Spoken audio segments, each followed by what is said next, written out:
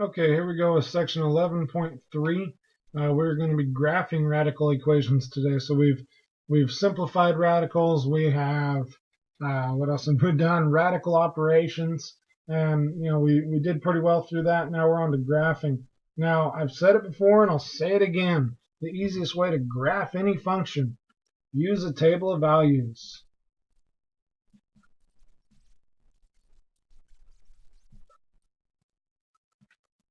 Now the table of values works when you have the equation solved for f of x, which is the same thing as y. So we could see this as y equals square root of x. Okay. Now we're going to look at a couple different looks of the square root of x and see what different numbers do when we put them in different places and what it makes the graph look like. So for this one, we don't have anything attached to the square root of x. It's all by itself. We're just going to be plugging numbers in for x and see what happens to the y values. So if you want to, be a great time to grab a calculator and we can check some of these. All right. This one's really hard to see. I'm going to see if I can't try a different calculator. Maybe it's, so this one's a little bit fancier. Yeah, I do have fancy equipment sometimes. That's actually a graph that we're going to see today. But let's go ahead and look at this. So I'm going to go ahead and try the square root of, the first one says -1. And it tells me non-real answer. Okay, that's what this one says. If you're using one of these, one of the other calculators, these are kind of the fancier ones that I have in the classroom. And then there's also the other TI-30s. This one tells me domain error, and that really just means the same thing. Both of those giving me errors. It's not an error on my part. It's just that you cannot take the square root of a negative number. So we get no solution. Okay, no solution for any negatives. All right, let's go ahead and look at the square root of 0. Now, depending on the type of calculator that you have, you either hit the square root button first and then the number, or punch the number in and then hit square root. It's kind of the, do you have a fancy calculator or do you have just a scientific calculator? That's kind of the only difference there. Square root of 0 is 0. Let's find the square root of 1.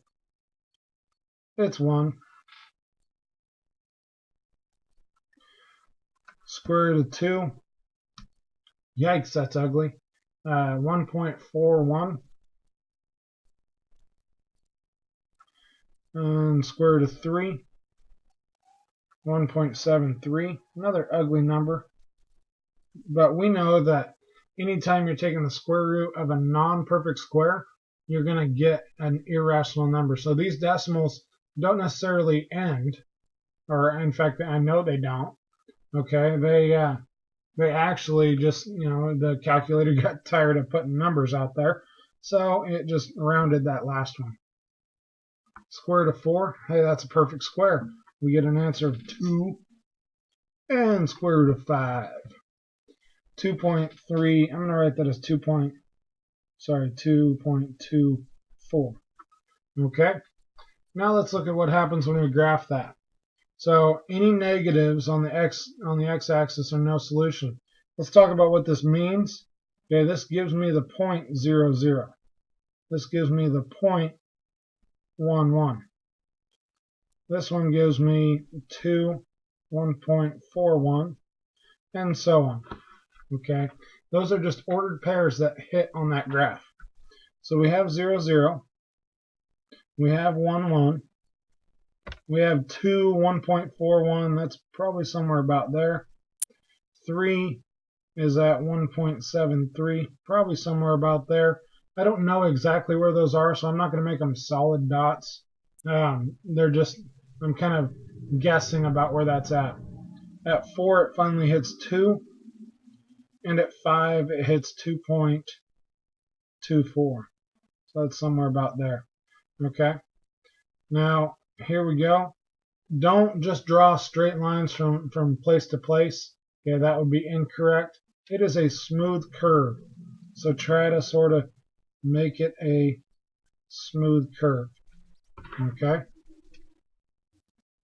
So now this is important to, I kind of missed that point a little bit, but it's important to see what this graph really does and to notice that no matter what number, as long as I plug in a positive number, I'm going to get an answer.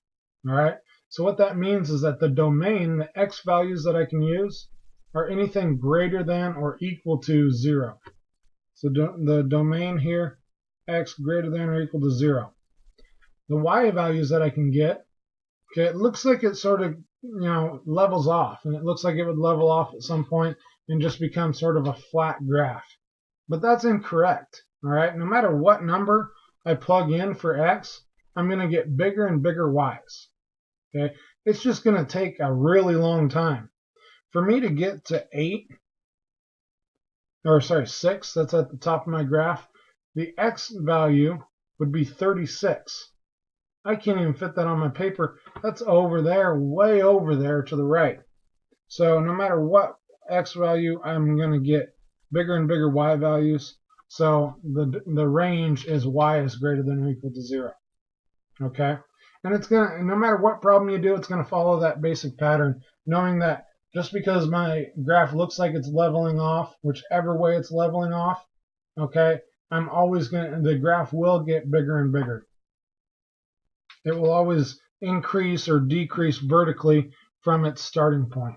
Okay, let's look at what happens when we throw a number in front of the square root. All right, so in this one I have the form is a times square root of x, so we have 3 square roots of x. Okay, let's look at what happens. I'm going to pick what I call smart numbers.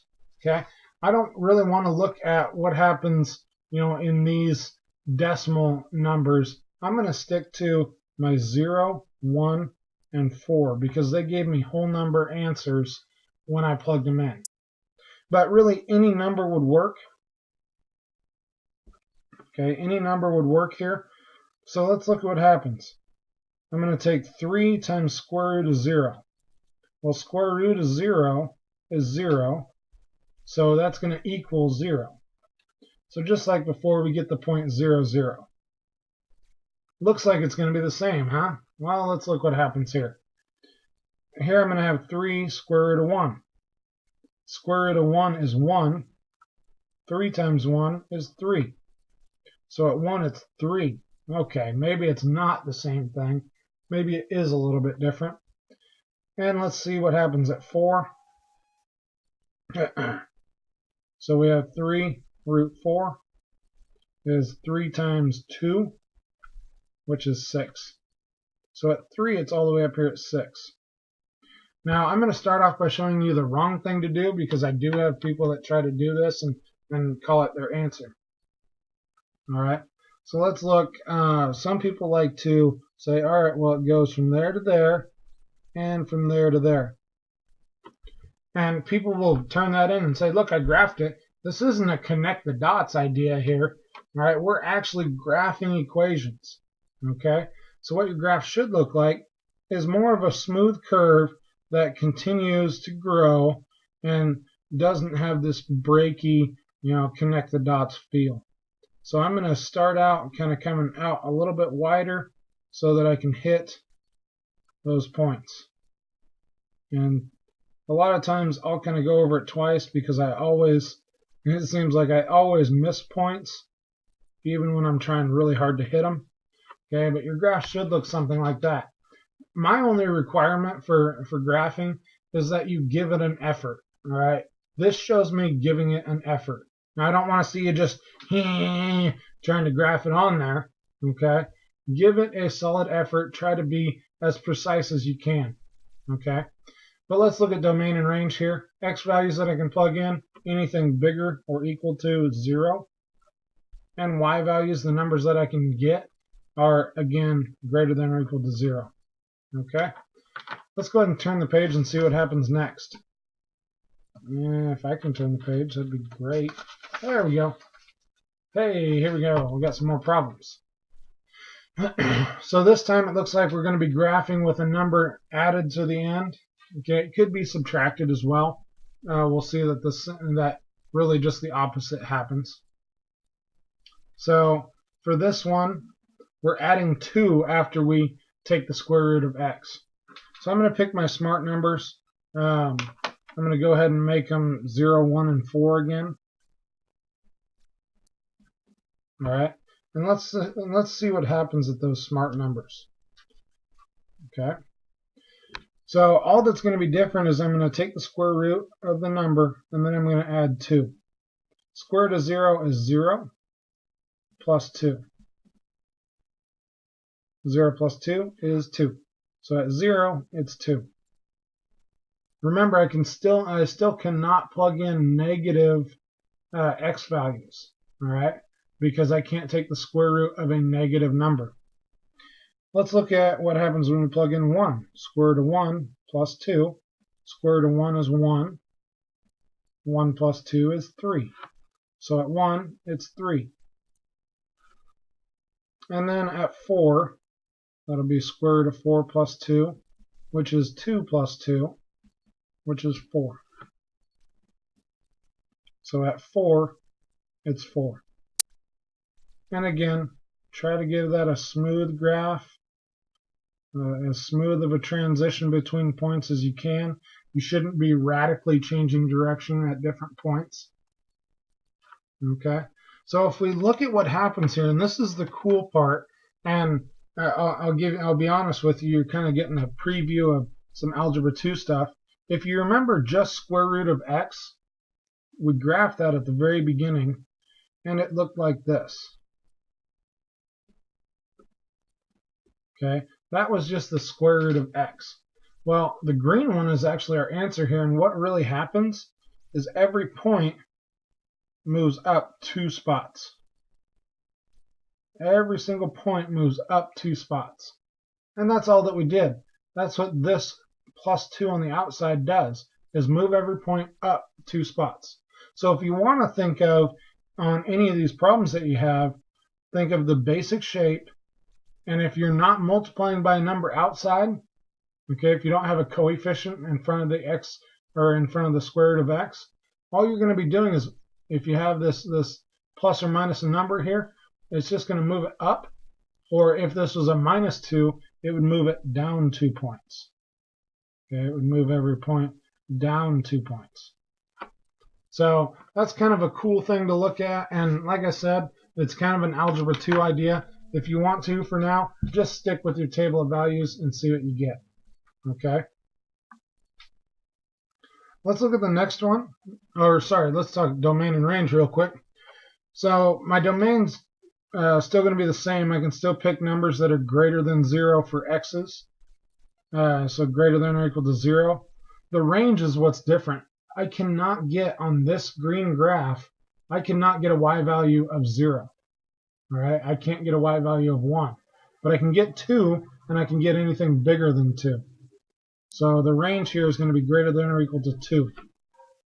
Okay, now we can look at the next one. So, and don't mind the H and the, I think that was a K, and when we did the number in front it was called an A. That's the Algebra 2 lingo that I mentioned that you'll learn later in life. Okay, but for all we know is that there's something happening inside the square root. Well, let me try to pick my smart numbers again. They were 0, 1, and 4 earlier. But what happens when I use 0? Well, when I plug in 0, I have 0 minus 2 in here, which gives me square root of negative 2. If you remember, I can't take square roots of negative numbers. So that's going to be a no solution. So that's a no-no. That doesn't work. 0 doesn't work. Oh no, what are we going to do? Well, the main thing that I did up above is I said that I wanted the square root to be 0. How do I turn this x minus 2 into 0? Well, what minus 2 equals 0? Oh, 2 does. So if I've done this right, I should get 2 minus 2, which is the square root of 0. I know what the square root of 0 is. It's 0. Okay, now we're good to go. At 2, it's 0. So at x equals 2, y is 0. For the next one, Okay, and if I follow my pattern that I did above, okay, I went from 0, and I went +1, and then I went +3. I'm going to follow that same idea for my new smart numbers. So I'm going to add 1 to this, and then I'm going to add 3 to that. So I'm going to end up plugging in 2, 3, and 6. Let's see what happens. 3 minus 2, that would be the square root of 1, which is 1. So at 3, this is 1. Square root of 6 minus 2. 6 minus 2 is 4. And that looks like it was my other smart number. Okay, so at 6, it's 2. So my graph will look like this. Again, trying for that smooth curve and no real drastic change of direction. Okay, that's kind of the definition of a smooth curve. So let's look at the comparison from the original f of x equals square root of x graph. So if you remember, that started here, then went here, and then at 4 it was 2. And we got that smooth curve. Maybe a little bit different. I didn't take quite as much time on that one. But if we look at the differences, so I have a point here, here, and here, how do I get to my different points? This one I moved to the right to. Okay, I moved right. And this one actually moved right as well. So when I have a number inside, okay, well this is minus 2, but it moved it to the right. And what the trick here is that if you're doing something inside, it moves it the opposite direction. Okay, I always think of right as being positive because that's where my positive numbers are. But in this case, it's the opposite. I have a negative 2 in there, or a minus 2, and so minus 2 moves it right when it's on the inside. Okay? If I wanted to move it to the left, I would have a plus in there. Again, that's just a preview of things that are to come if you continue with math in your career, which I hate to break it to you. Even if you don't like math, you're going to have to take the same thing as Algebra 2 in college. Okay, hold on. Before we move on, let's talk about domain and range of this blue graph. So the blue graph, the x values that I get are everything from 2 on. So x is greater than or equal to 2. And the y values start at 0 and go upwards. So y greater than or equal to 0. All right, go ahead and pause the video and try these last two. Okay, welcome back. Hopefully you had a chance to get those done. These are kind of the, if you remember the exponent section, those bring the pain problems. That's kind of what we got going on here. Since I'm just taking the square root of x, I'm going to pick my smart numbers as 0, 1, and 4. And what happens is square root of 0 is 0. 2 times 0 is 0. 0 minus 4 is negative 4. Square root of 1 is 1. 1 times 2 is 2. 2 minus 4 is negative 2. Square root of 4 is 2. 2 times 2 is 4. 4 minus 4 is 0. So that's how you can talk yourself through, or even if you were just going to use a calculator, you could do that as well. And just to go from x values straight to y values. Now that I have those, I can plug them in. At 0, it's negative 4. At 1, it's negative 2. So at 1, it's negative 2. And at 4, it's 0. So my smooth curve has changed a little bit. And for your enjoyment, I'm not going to worry so much about domain and range. I just want to see that you can graph those. But if you were asked to do domain and range, well, sorry, you are up here. It does say state the domain and range. But we do have to write it in. You can just say D for domain. The x values I can plug in, still anything greater than or equal to 0. And the range, the y values that I get are greater than or equal to, they start at negative 4 and go up. So greater than or equal to negative 4. And the last problem of the day, here we go. Again, there's multiple things going on, and we talked about each of these individually, but never as as happening at the same time. So let me think here. My smart numbers are going to change a little bit. All right. If you remember back here, in this problem they changed because of the -2. I had to say, well, what makes that 0? I'm going to do that same thing here. What makes this inside part 0? It would be -3. All right. -3 plus 3 is 0. Square root of 0 is 0. -3 times 0 is 0. That's why I like 0 so much. And then for my smart numbers here, I always added 1.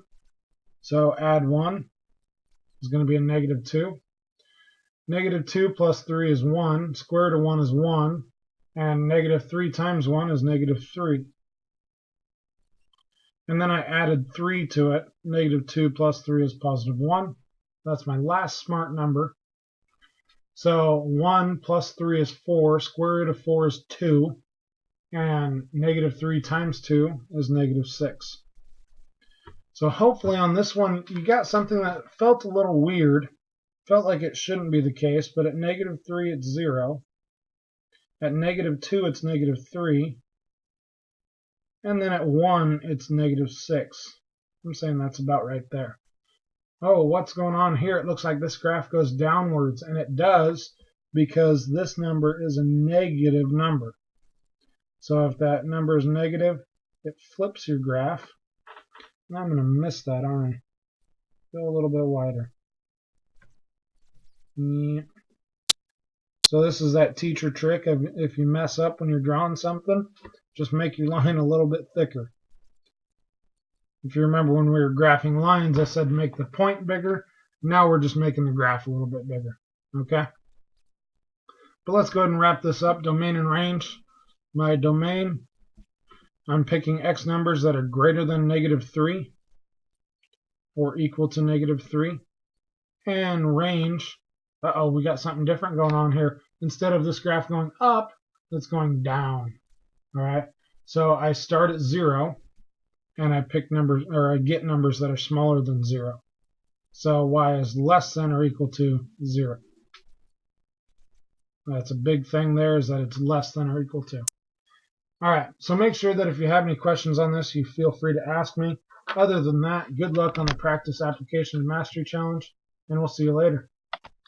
And finally, for the number 1, or in this quest for the number 1 Abbott and Costello clip, we've had number 3 horse race, number 2 7 into 28, and the last one, most popular one for this duo, who's on first. If you haven't seen it, you're going to love it.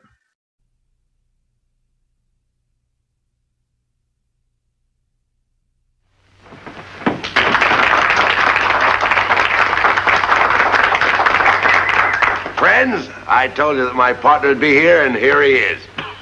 Didn't expect him, did you? Now, he always shapes up. Now, why not let the folks themselves ask for something that they'd like to hear? All right, what would they like to hear? Something different. Now, is there anything special that you would like to hear us do? Baseball. No, wait a minute, friends. You don't want to hear that, do you? Yeah, we got the props for you here. Oh, you came prepared, didn't you? All set, huh? Well, this is a must. I guess it's a must. We've got to do it. Well, I'll tell you what to do. Let me see. It looks all right. Okay, all Now, right. we'll pretend. All right, I'll take it easy with that. We'll just pretend that we're organizing a baseball team here at the retired actors' home. And I am the manager. Now... You're going to be the manager of the retired actors baseball team? Yes. I would like to join the retired actors baseball team. Oh, you would? And I would like to know some of the guys' names on the team, so if I want to play with them, I know them, and I meet them on the street or in the home here, I can say hello to them. Oh, sure. But you know they give baseball players nowadays very peculiar names. I know, a lot of funny names. You know, like Stinky Fields. Sticky Fields. Goofy Dan. Boopy Bobber. Booby Bobber. I know all those. Well, let's see now. We have on our team, we have who's on first. What's on second? I don't know's on third. That's what I want to find out, the guy's name. And then, That's what I want to find out, the guy's name. I'm telling you, who's on first? What's on second? I don't know's on third. Now, Abbott, you going to be the manager of the baseball team? Yes. You know the guy's names? Well, I should. Well, then you tell me the guy's names on the baseball I team. say, who's on first? What's on second? I don't know's on third. You ain't saying nothing to me yet. Go ahead and tell me. I'm telling him. You ain't said nothing yet. Go ahead and tell me. Who's on first? What's on second? I don't know is on third. You know the guy's names on the baseball team? Yes. Well, go ahead. Who's on first? Yes. I mean the guy's name. Who? The guy playing first. Who? The guy playing first base. Who? The guy on first base. Who is on first? What are you asking me for? I don't know. Now, wait a minute. I'm asking you who's on first. That's his name. Well, go ahead and tell me. Who? The guy on first. That's it. That's his name. Well, you ain't said nothing. I ain't asked you nothing. You did. You know the guy's name on first base? Sure. Well, tell me the guy's name on first base. Who? The guy playing first base. Who is on first, Lou? What are you asking me for? Now, don't get excited. I'm saying who. I'm asking you a simple question. Who's on first? Yes. Well, go ahead and tell me. That's it. That's who? I'm asking you, what's the guy's name on first base? Oh, no. What's on second? I'm not asking you who's on second. Who's on first? One base at a time now. Don't mix up my... I'm not mixing up anybody. Now, what's the guy's name on first base? Now, what is on second? I'm not asking you who's on second. Who is on first? I don't know. He's on third. We're not talking. Wait a minute. Whoa. Now, well, let's not Whoa. How did I get on third base? You mentioned his name. I mentioned his name. Yes. I don't know anybody's name on the team. How could I mention a guy's name? You did. You just mentioned it. All right, what's the guy's name on third base? No, what's on second? Who's on second? Who's on first? I don't know. He's on first. See what I mean? I didn't even mention a guy's name on third base. Yes, you did. All right, then who's playing third base? No, who's on first? I'm not asking you what's on first. What's on second? Who's on second? Who's on first? I don't know. He's third base. I don't know anybody on a baseball team. You do. You mention their names. I do? Sure. You got an outfield? Well, naturally. The left fielder's name. Why? I just thought I'd ask you. I just thought I'd ask you. Well, I just thought I'd tell you. Well, go ahead. Tell me. Tell you what? The left fielder's name. Why? Because I want to know. Because. Oh, he's center field. You know these players as well as Who's I. in center field? No, who's on first? What's on first? What's on second? I don't know. Third base. Do you know the guy's names on the team? Look, Louis, you don't seem to understand. See, I have a first baseman. I know you got a first. Gets his- I asked you what's the first. Yeah, I asked you what's the first baseman's name. No, what's the second baseman? I'm going to stop asking you. So I asked you what's the first baseman's name. What's the second baseman? I don't even get past the. All right, who's on second? Who's on first? What base do you want to talk about? You talk about anyone you want to talk about. All right, now who's on first? Right. Okay. No. All right, you got a first baseman. When you pay off the first baseman every month, who gets the money? Every dollar of it. Every dollar of it. Who gets it? He does. Sometimes his wife comes down and collects it. Whose wife? Yes. Why not, Lou? He's earned it. Who did? Yes. Look, when you pay off the first baseman every month, you get a receipt from the guy? Sure. How does he sign his name? Who? The guy you give the money to. Who? The guy you give the money to. Well, that's how he signs it. That's Lou. how who signs it? Yes. Well, go ahead, tell me. That's it. Who? Look, you go to first base, Yes. and you say to him, here's your money, sign the receipt. How does he sign his name? Who? The guy you give the money to. That's how he signs it. That's how who signs it? Yes. Sure. You gotta get a receipt from the guy, don't you? Get one, Lou. How does the guy on first base sign his name? Who? The guy on first. That's how he signs it. I'm asking, when you give the guy the money, what's the guy's name that you give the money to? Now, wait a minute. What signs his own? Who signs his own? No, who signs his?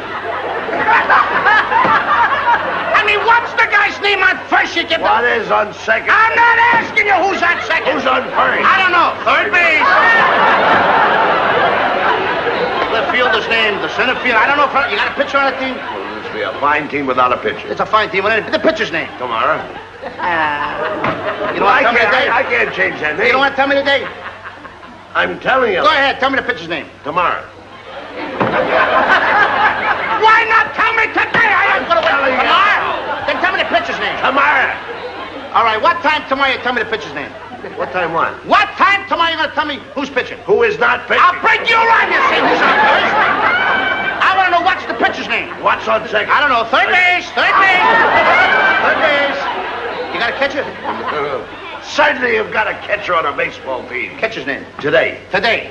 Tomorrow's pitching, today's catcher. Now you've got it. Now I got it. All I got, we got a couple of days on the team, that's all. I can't help that, Lou. I don't You know, think- I'm a pretty good catcher myself. And so they tell me. Yeah, now I get behind the plate and I'm going to do some fancy catching, and tomorrow's pitching on my team, right? Yeah. Now tomorrow he winds up the ball and I'm behind the plate and the heavy hitter gets up. Yeah. Now the heavy hitter gets up and he's ready to hit the ball, and tomorrow's going to throw the ball. I'm the catcher. Now when tomorrow throws the ball, the guy up bunts the ball. Now when he bunts the ball, me being a good catcher, I want to throw the guy out of first base, so I pick up the ball and throw it to who? Now that's the first thing you've said right. I don't even know what I'm talking about. Well, that's all you have to do. Is to throw the ball to first base. Yes. Now who's got it? Naturally. Sure. Look, the guy is running to first base, but I want to throw the guy out. So I throw the ball to who? Naturally. Throw it to who? Naturally. And who's got it? Naturally. So I pick up the ball and I throw it to Natural. No. You throw the ball to first base, then who gets it? Naturally. That's it. Now you've got That's the same thing. Right. I pick up the ball, so I throw it to Natural. You don't. I throw it to who? Naturally. That's what I'm saying! Saying that. I said I throw the ball to who? Naturally. You ask me. You throw the ball to who? Naturally. That's- Same as you! Say it that I way. throw the ball to Naturally. You don't. You throw it to who? Now who's got it? Naturally, that's what I said. Whoever it is better get it. That's all I can tell Don't you. worry about who. Who'll get it? Yes. He better get it. All right. Now, I throw the ball to whoever it is, drops the ball, so the guy runs a second. Who picks up the ball and throws to what? What throws to I don't know. Throws it back to Tamar. Triple play. Could be. Another guy gets up, and it's a long fly ball to because. Why? I don't know. He's on third, and I don't give a darn. I said, I don't give a darn. Oh, that's our shortstop. I mean,